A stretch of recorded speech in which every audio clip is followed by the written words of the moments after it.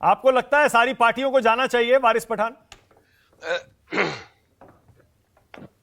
देखिए मानक भाई, हमारे लिए तो जो 6 दिसंबर 1992 का दिन था वो एक ब्लैक डे था हिंदुस्तान की डेमोक्रेसी के अंदर। उस दिन हमारी बाबरी मस्जिद को शहीद कर दिया गया, धोखे से शहीद कर दिया गया, और हम ये बात हमारी आने वाली पीढ़ी दर पीढ़ी तक को बताएंगे। और मुझे यकीन है कि अगर भगवान राम होते अभी तो वो कभी नहीं चाहते कि किसी की मस्जिद को शहीद करके वहां पर उनका मंदिर बनाया जाए। ये सिर्फ सियासत कर रहे हैं राम जी के नाम पर और कुछ नहीं। और एक गाना मुझे याद आया आज मानक भाई, मैं बताना चाहूंगा, देखो दीवानो तुम ये काम ना करो, राम का नाम यूं ही बदनाम ना करो। अभी मेरे पहले एक बैठे हुए थे अजय शर्मा साहब, शायद मैं नाम अगर भूल रहा हूं, हाँ। वो भी हिंदू है।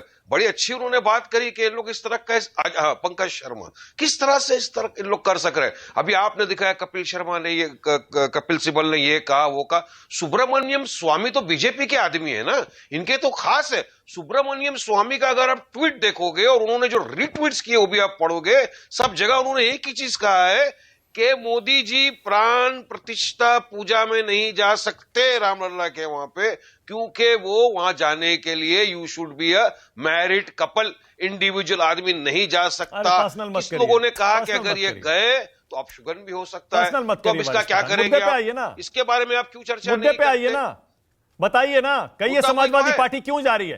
कहिए सुनील साजन गलत कर रहे हैं, उनकी पार्टी गलत कर रही है जाके, कहिए सबको बॉयकॉट कर देना चाहिए। मैं तो यही तो देख रहा हूं,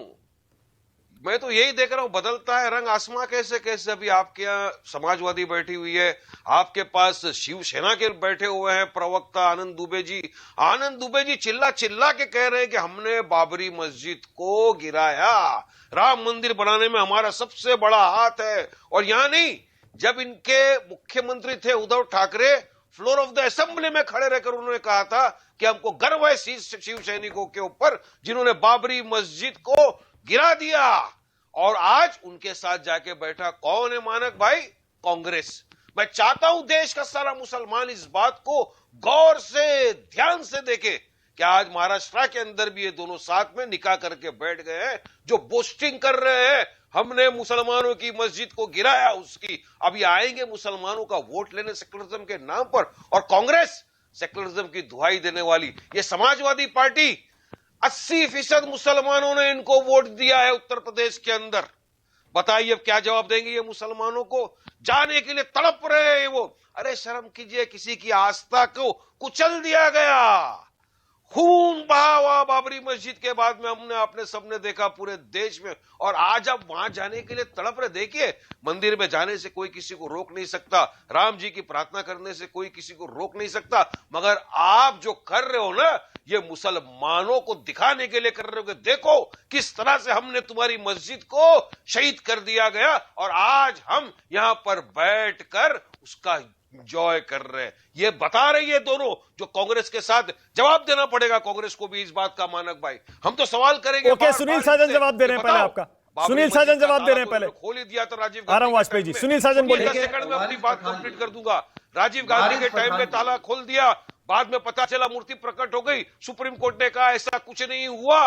अगर ये ताला नहीं खोलते मानक भाई, मुझे यकीन है कि मस्जिद होती और सुप्रीम कोर्ट का ऑर्डर फैसला। मैं समझ गया वारिस पठान आप क्या करना और क्या कहना चाह रहे हैं। आप ये कहना चाह रहे हैं सिर्फ असदुद्दीन ओवैसी, अकबरुद्दीन ओवैसी, AIMIM, वारिस पठान, सिर्फ आप ही लोग हैं देश में जो मुसलमानों के हित में बोलते हैं, बाकी सारे के सारे राम मंदिर के पक्ष में हो लिए। आप ये कहना चाह रहे हैं